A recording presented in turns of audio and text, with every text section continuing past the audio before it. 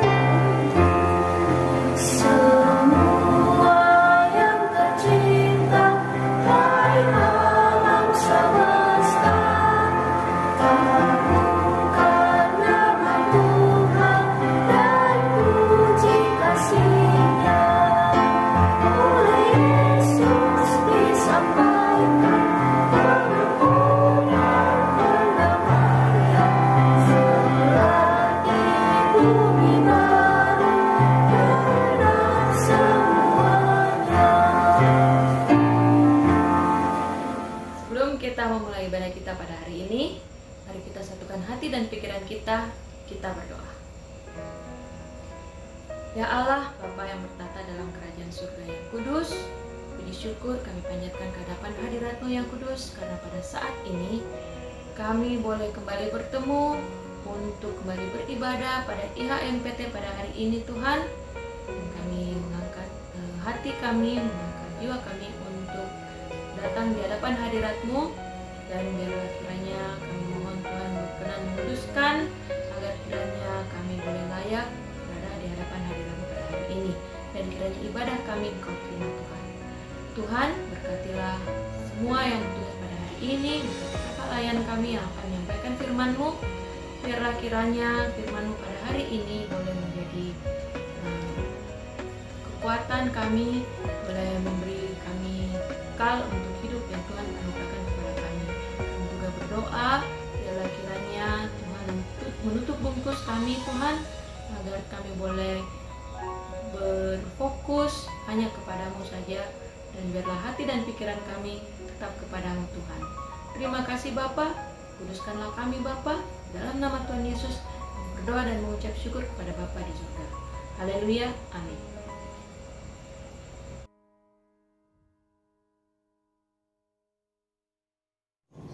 Amsal 3 ayat 1-4. Hai anakku, janganlah engkau melupakan ajaranku, dan biarlah hatimu memelihara perintahku. Karena panjang umur dan lanjut usia, serta sejahtera akan ditambahkannya kepadamu. Janganlah kiranya kasih dan setia meninggalkan engkau. Kalungkanlah itu pada lehermu, tuliskanlah itu pada loh hatimu. Maka engkau akan mendapat kasih dan penghargaan dalam pandangan Allah serta manusia. Ayat 5. Percayalah kepada Tuhan dengan segenap hatimu, dan janganlah bersandar kepada pengertianmu sendiri. Akuilah Dia dalam segala lakumu, maka Ia akan meluruskan jalanmu. Janganlah engkau menganggap dirimu sendiri bijak, takutlah akan Tuhan dan jauhilah kejahatan. Itulah yang akan menyembuhkan tubuhmu dan menyegarkan tulang-tulangmu.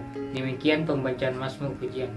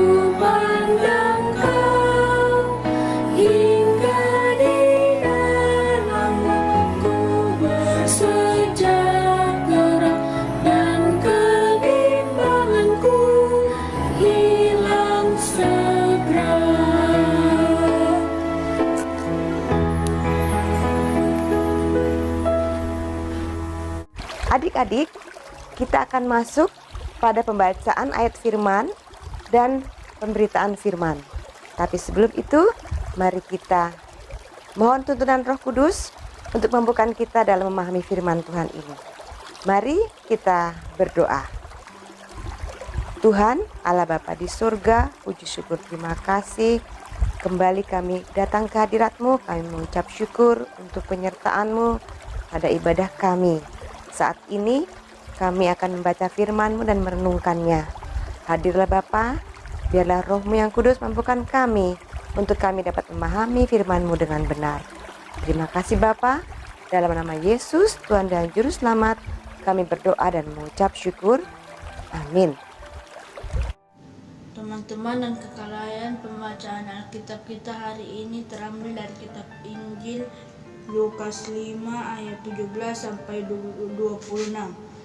Orang lumpuh disembuhkan.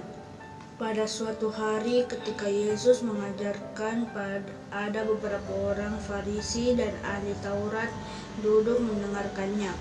Mereka datang dari semua desa di Galilea dan Yudea, dari Yerusalem. Kuasa Tuhan menyertai dia sehingga ia dapat menyembuhkan orang sakit. Lalu datanglah beberapa orang mengusung seorang lumpuh di atas tempat tidur.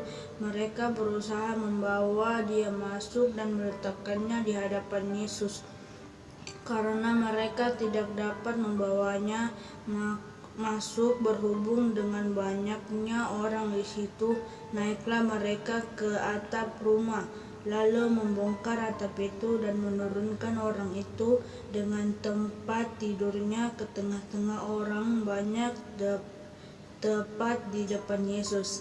Ketika Yesus melihat iman mereka, berkatalah ia, "Hai saudara, dosamu sudah diampuni." Tetapi ahli Taurat dan orang-orang Farisi berpikir dalam hatinya, "Siapakah orang yang menghujat Allah ini? Siapa yang dapat mengampuni dosa selain daripada Allah sendiri?" Lukas 5 ayat 22-26. Akan tetapi, Yesus mengetahui pikiran mereka, lalu berkata kepada mereka, "Apakah yang kamu pikirkan dalam hatimu? Manakah lebih mudah, mengatakan dosamu sudah diampuni atau mengatakan bangunlah dan berjalanlah? Tetapi supaya kamu tahu bahwa di dunia ini Anak Manusia berkuasa mengampuni dosa." Berkatalah ia kepada orang lumpuh itu, "Kepadamu kukatakan, bangunlah, angkatlah tempat tidurmu dan pulanglah ke rumahmu." Dan seketika itu juga bangunlah ia di depan mereka, lalu mengangkat tempat tidurnya dan pulang ke rumahnya sambil memuliakan Allah. Semua orang itu takjub, lalu memuliakan Allah dan mereka sangat takut. Katanya, "Hari ini kami telah menyaksikan hal-hal yang sangat mengherankan." Demikian firman Tuhan. Adik-adik terkasih, perikop kita yang terambil dari Lukas 5 ayat 17 sampai dengan ayat yang ke-26 diberikan tema aktif menyatakan kepedulian. Nah, terkait dengan tema ini, kakak ingin bertanya,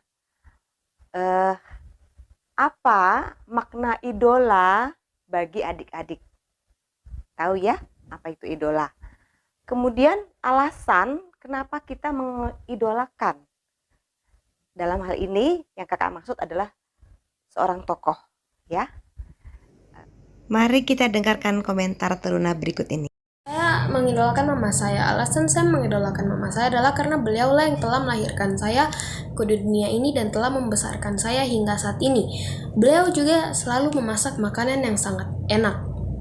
Alasan mengapa saya mengidolakan Cristiano Ronaldo, karena sebelum Cristiano Ronaldo menjadi pesepak bola yang terbaik, ia pernah mengalami tantangan hidup atau kesulitan hidup yang ia jalani.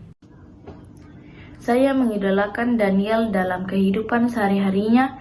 Daniel selalu diperlakukan tidak adil. Maka dari itu saya belajar dari sikap Daniel yang selalu setia kepada Tuhan dan sikap kerelaannya menerima keputusan yang adil. Memiliki seorang idola itu berarti kita mengagumi seseorang. Kita menjadikannya dia role model, ya.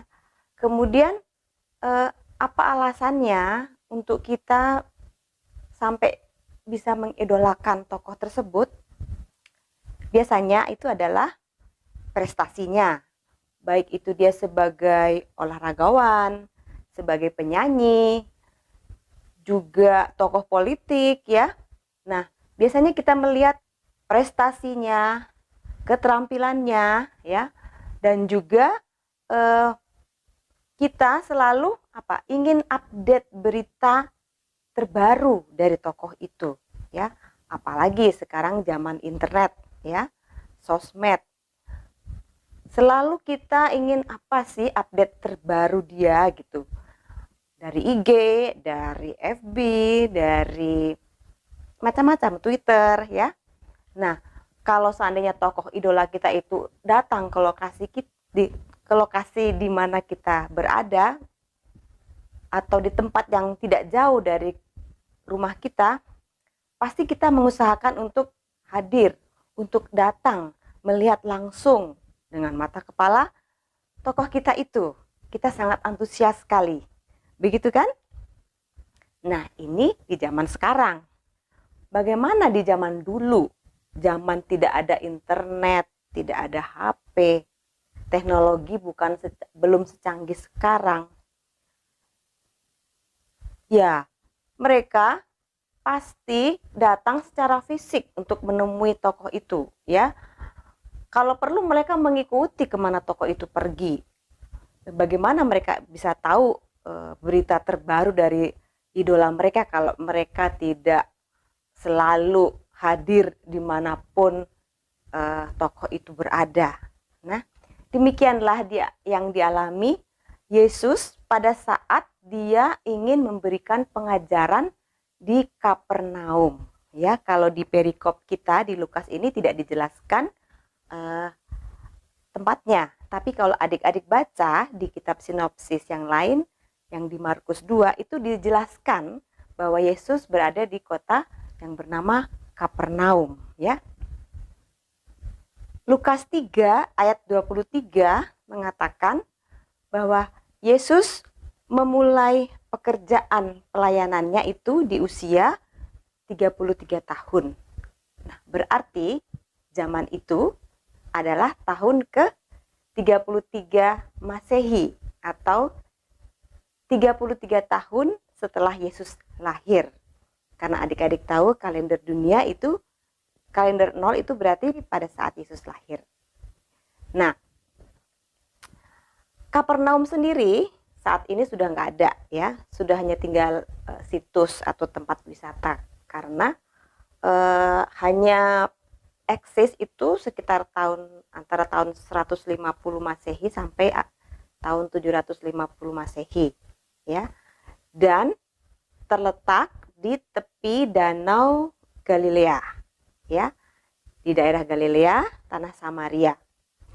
Nah, kalau adik-adik baca di ayat yang ke-17 ya dari perikop pembacaan kita, dikatakan bahwa orang-orang dari seluruh desa di Galilea, ya, kemudian sampai semua yang ada di tanah Yudea, bahkan sampai dari kota Yerusalem sendiri, mereka berbondong-bondong datang untuk hadir atau mengikuti kemana Yesus pergi, bahkan sampai di Kapernaum.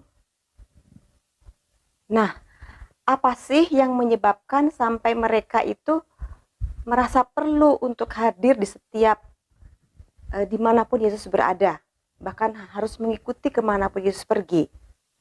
Ya, kalau adik-adik baca dari pasal-pasal sebelumnya, dari kitab Lukas maupun kitab sinopsis yang lain, Matius, Markus, Yohanes, ada banyak sekali pekerjaan Yesus yang membuat Yesus itu menjadi idola pada masa itu, ya. Misalnya apa? Perbuatan-perbuatan ajaib yang sudah dilakukan Yesus. Misalnya, kalau adik-adik tahu apa? Ya, merubah air menjadi anggur di kota Kana. Kemudian memberi makan 5.000 orang dari 5 roti dan 2 ikan. Setelah itu apalagi meredakan angin ribut pada saat bersama-sama muridnya di Danau Galilea. Lalu dia berjalan di atas air, ya, sesuatu yang secara logika tidak mungkin dilakukan manusia, tapi Yesus bisa lakukan. Dan menyembuhkan berbagai penyakit, ya. Orang buta melihat, orang lumpuh bisa berjalan, orang sakit kusta bisa pulih, kemudian bahkan membangkitkan orang mati seperti kisah Lazarus, kemudian anak perempuan dari Yairus, ya. Nah, semua itu yang membuat jadi mereka itu merasa penasaran dan ingin melihat mujizat-mujizat atau penyembuhan-penyembuhan yang Yesus lakukan selanjutnya. Di samping itu, yang terlebih penting adalah pengajaran-pengajaran yang diberikan oleh Yesus sendiri, ya. Yesus banyak menggunakan perumpamaan untuk menjelaskan kebenaran dari firman Tuhan, dan itu merupakan kebutuhan rohani yang dibutuhkan oleh orang-orang pada masa itu, ya. Jadi tidak mengherankan kalau orang datang dari segala penjuru ke Kapernaum, ke salah satu rumah yang di Kapernaum, berkerumun untuk menemui Yesus, ya. Kalau adik-adik baca seperti kakak katakan tadi di ayat yang ke-17, itu bahkan ada para ahli Taurat dan orang-orang Farisi yang ikut berbaur dengan masyarakat. Nah, alasan-alasan kenapa mereka datang berkerumun, pertama adalah mereka rindu untuk mendengarkan pengajaran-pengajaran Yesus selanjutnya, ya. Rindu untuk menerima pengetahuan tentang Injil, ya. Kemudian mereka butuh untuk dikuatkan, ya, butuh untuk diteguhkan, ya.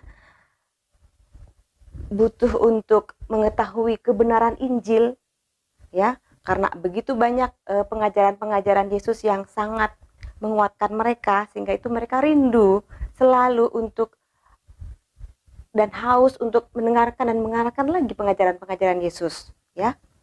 Di samping itu juga, ya, tidak bisa dipungkiri, mereka juga ada yang ingin untuk mengalami penyembuhan atau mujizat sama seperti orang-orang lain yang pernah Yesus lakukan, ya, kepada mereka. Ya, mereka segala penyakit yang mereka derita itu mereka percaya bahwa Yesus mampu menyembuhkan. Nah, inilah alasan dari orang-orang dalam perikop kita yang menggusung seorang yang sakit lumpuh untuk menemui Yesus supaya rekannya ini yang sakit lumpuh bisa disembuhkan.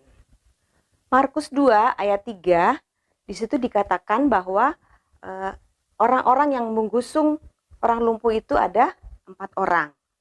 Dan dari penafsir ayat mengatakan bahwa yang menggusung itu adalah kemungkinan kerabat dekatnya atau sahabat dekat dari orang yang lumpuh tadi.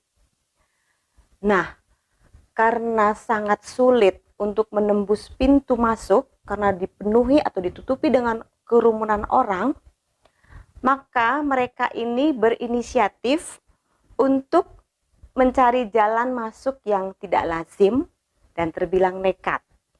Pada ayat yang ke-19, ya, kalau kita baca dikatakan bahwa karena mereka tidak dapat membawanya masuk berhubung dengan banyaknya orang di situ, naiklah mereka ke atap rumah lalu membongkar atap itu dan menurunkan orang itu dengan tempat tidurnya ke tengah-tengah orang banyak, tepat di depan Yesus. Ya, demikian ya. Karena rumah pada zaman dulu, pada zaman Yesus itu datar ya, datar begitu, sehingga mudah untuk memijakkan kakinya. Mereka sampai perlu untuk membongkar atap itu ya. Terbayangkan pasti sangat gaduh sekali saat itu. Nah, cara yang tidak lazim dan terbilang nekat itulah yang menarik perhatian banyak orang dan juga Yesus ya. Dan karena Yesus adalah Tuhan, dia melihat kebutuhan orang itu jauh melebihi apa yang mereka mau pada saat itu, yaitu kesembuhan. Yaitu apa? Yesus melihat iman dari orang-orang yang menolong orang lumpuh itu adalah sebagai sesuatu bentuk iman yang sangat kuat ya, kepercayaan yang sangat penuh kepada Tuhan. Dan terlebih lagi bagi si lumpuh, Yesus menilai bahwa orang lumpuh ini membutuhkan apa? Pengampunan dosa atau pemulihan secara rohani. Yesus melihat iman mereka ya, dikatakan di ayat yang ke-21, 20, ketika Yesus melihat iman mereka, berkatalah ia, hai saudara, dosamu sudah diampuni. Ayat yang ke-21, dari para ahli Taurat dan orang Farisi. Mereka berpikir dalam hatinya, yang berkuasa mengampuni dosa itu kan Allah gitu ya. Terus siapa sih Yesus ini sehingga dia mengatakan atau berani mengatakan dosamu sudah diampuni? Dan orang Farisi itu berpendapat bahwa orang yang berani mengampuni dosa itu berarti menghujat Allah. Tetapi Yesus mengetahui apa yang ada dalam hati dan pikiran orang Farisi dan ahli Taurat tersebut. Sehingga Yesus mengatakan di ayat yang ke-23 dikatakan bahwa manakah lebih mudah mengatakan dosamu sudah diampuni atau mengatakan bangunlah dan berjalanlah. Ya. Dikatakan di ayat yang ke-24 berikutnya bahwa tetapi supaya kamu tahu bahwa di dunia ini Anak manusia berkuasa mengampuni dosa. Berkatalah ia kepada orang lumpuh itu, kepadamu kukatakan, bangunlah, angkatlah tempat tidurmu, dan pulanglah ke rumahmu. Di ayat yang ke-24 ini ada dikatakan anak manusia. Nah, anak manusia ini adalah mengarah kepada Yesus sendiri. Dan itu juga dijelaskan di Perjanjian Lama di kitab Daniel 7 ayat 13 sampai ke 14. Anak manusia yang dimaksud Yesus itu sudah ada di tengah-tengah mereka di hadapan orang Farisi dan ahli Taurat itu. Tapi mereka menolak kebenaran firman. Mereka menolak percaya, ya. Padahal mereka sehari-harinya bertekun dengan hukum Taurat dan peraturan-peraturan dari agama Yahudi, ya. Mereka juga belajar kitab Musa. Tapi aneh bagi kita ya, bahwa mereka menolak untuk mengerti kebenaran firman dan menolak untuk percaya kepada Yesus. Sesungguhnya mereka tidak mengerti apa yang mereka baca dan pelajari dalam Perjanjian Lama. Keengganan untuk bertobat, kemunafikan, kebutaan rohani, kebenaran diri sendiri, dan ketidakpercayaan adalah hal-hal yang menghalangi mereka untuk percaya pada Yesus. Kalau tadi di awal kakak katakan fenomena idola bagi kita, keterkaitannya adalah bahwa kalau adik-adik mampu atau bisa mengidolakan tokoh-tokoh dunia sehingga mengagumi mereka, adik-adik harus ingat bahwa Yesus jauh melebihi segala kekaguman kita terhadap tokoh-tokoh dunia. Yesus bukan saja panutan, bukan saja role model, tapi dia adalah sumber kehidupan, berkuasa atas hidup kita. Orang yang percaya kepada Yesus mendapat anugerah pemulihan secara menyeluruh, ya, jasmani dan rohaninya, bahkan sampai kepada kehidupan yang kekal. Beriman kepada Yesus itu adalah bersifat aktif dan dinamis, ya. Mewujudkan kepercayaan dengan kepedulian terhadap sesama. Adik-adik, kakak ingin juga tahu, ada beberapa pertanyaan yang ingin kakak sampaikan, bahwa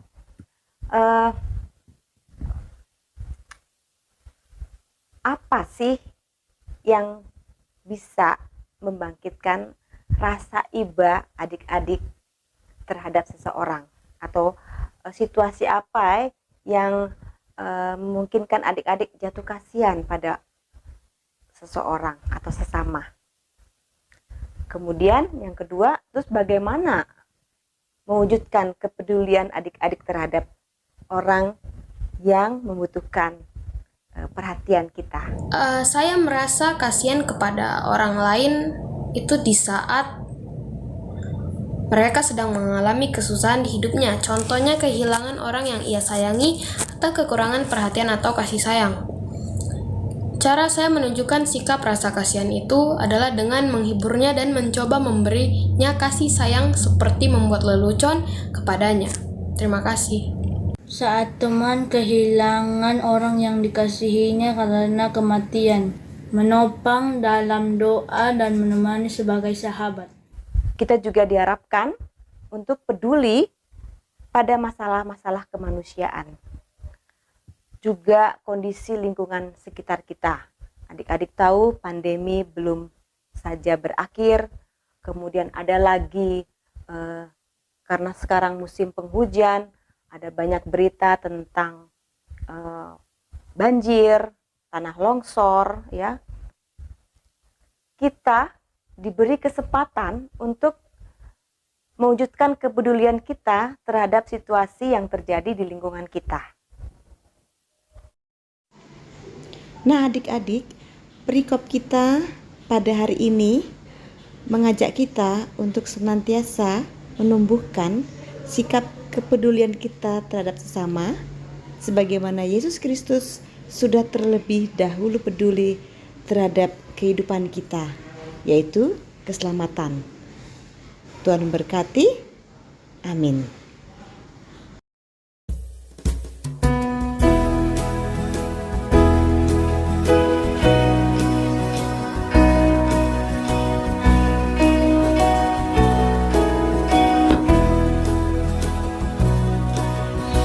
Yesus menginginkan daku bersinar baginya,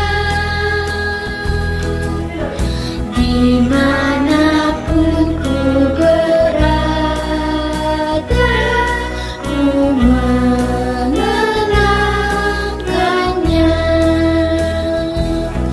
Bersinar,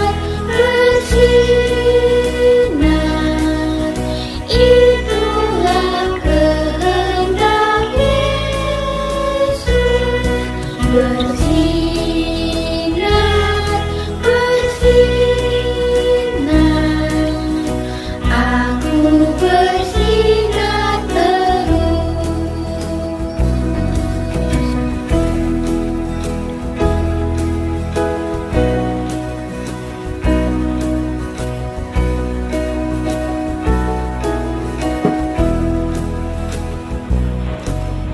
Yesus menginginkan daku menolong orang lain, manis dan sopan selalu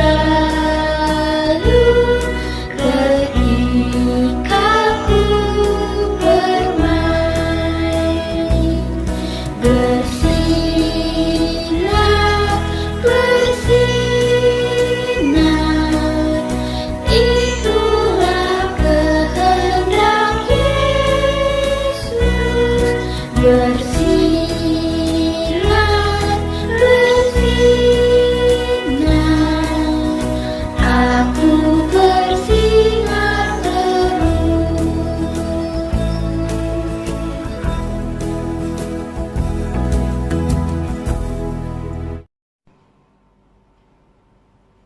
Adik-adik, mari kita berdoa syafaat.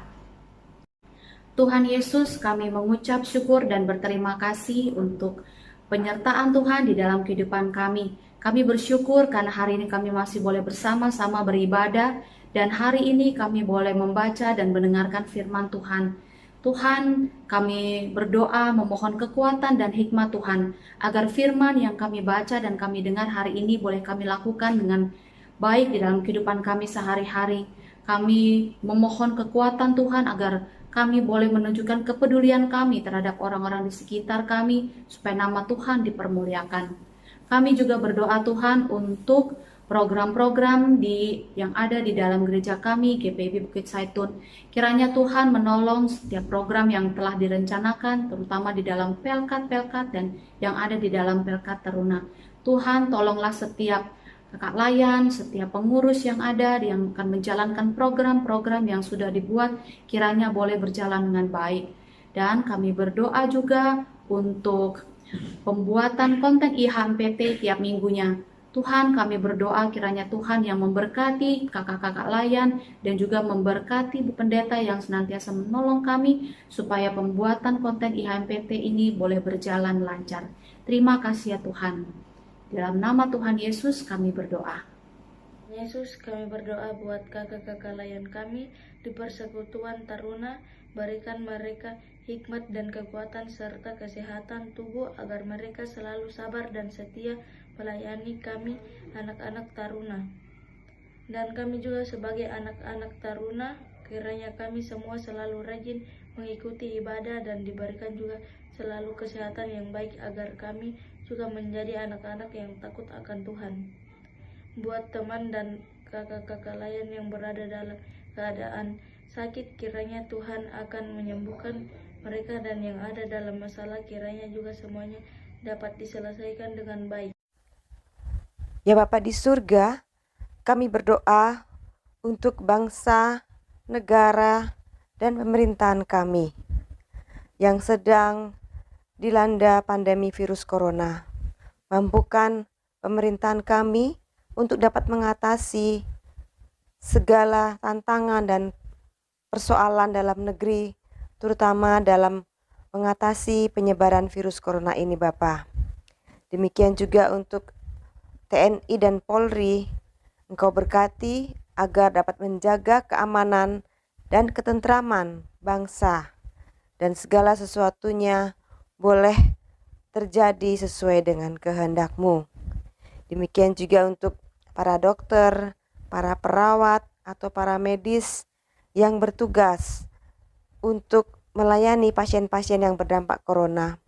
Berikan mereka kekuatan, berikan mereka ketabahan, kesabaran.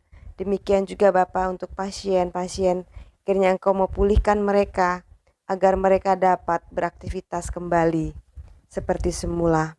Bapa di surga, demikian juga untuk keluarga-keluarga yang berduka karena ditinggal oleh kekasih hati mereka, baik itu orang tua, kakak, adik maupun saudara-saudara kekasih lainnya, oleh karena virus corona ini Bapa. Demikian Bapa, Engkau mampukan kami semua untuk dapat saling membantu, saling mendukung, saling memberikan kepedulian kami terhadap sesama. Karena itulah yang Engkau kehendaki untuk kami lakukan sebagai umat-Mu yang percaya kepadamu. Bapa di surga, kami alaskan doa ini hanya dalam nama anak-Mu yang adalah Tuhan dan Juru Selamat kami, yang telah mengajarkan kami berdoa. Bapa kami yang di sorga, dikuduskanlah nama-Mu, datanglah kerajaan-Mu, jadilah kehendak-Mu di bumi seperti di sorga. Berikanlah kami pada hari ini makanan kami yang secukupnya, dan ampunilah kami akan kesalahan kami, seperti kami mengampuni orang yang bersalah kepada kami. Dan janganlah membawa kami ke dalam pencobaan, tapi lepaskanlah kami daripada yang jahat. Karena Engkau-lah yang punya kerajaan, dan kuasa, dan kemuliaan, sampai selama-lamanya. Amin.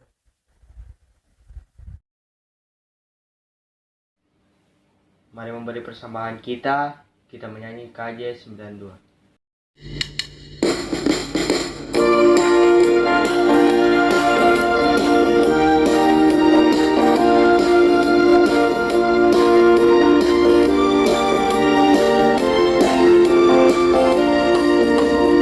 Siang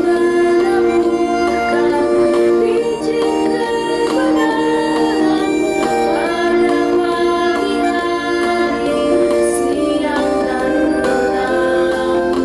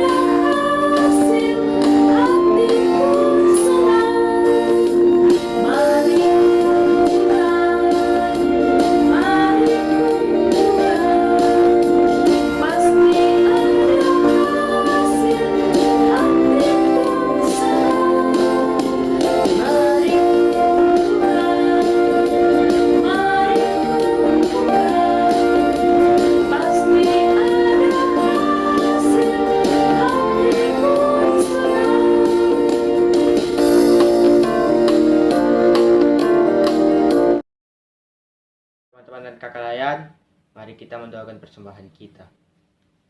Tuhan, terima kasih untuk penyertaan-Mu sehingga kami bisa masih diberi kesempatan dan berkat untuk memberi persembahan ini. Boleh berguna untuk hormat dan kemuliaan-Mu. Berkatilah juga orang tua kami yang menjadi saluran berkat untuk kami.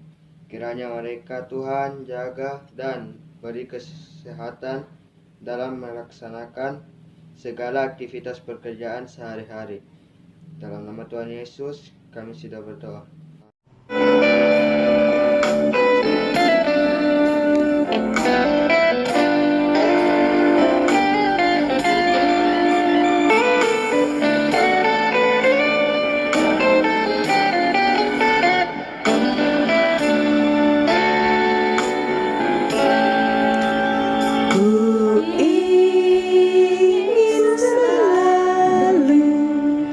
Dekat padamu, ikut Kau Tuhan, tiada jemu. Bila Kau pimpin kehidupanku,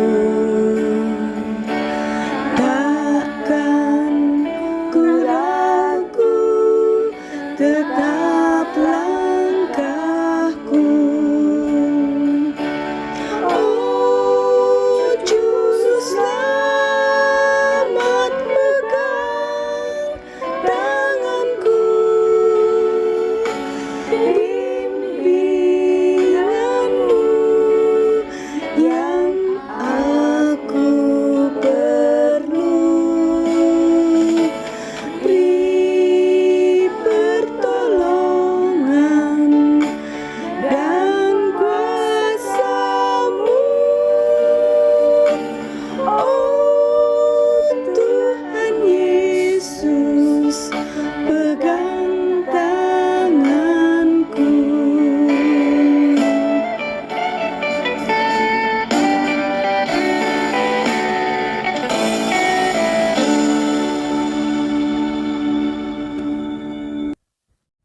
Adik-adik, kita telah tiba pada penghujung ibadah kita.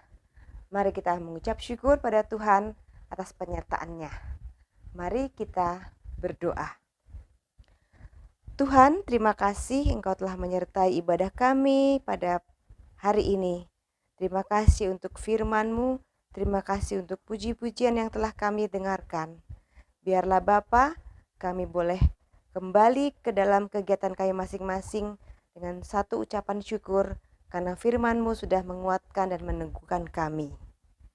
Kasih karunia dan damai sejahtera dari Allah Bapa kita dan dari Tuhan Yesus Kristus menyertai kita sekalian. Amin. Adik-adik yang dikasihi Tuhan, ibadah kita telah selesai. Tetap lakukan kebenaran firman Tuhan dengan penuh ketaatan dan kesetiaan. Sampai ketemu minggu depan. Tuhan Yesus memberkati kita semua.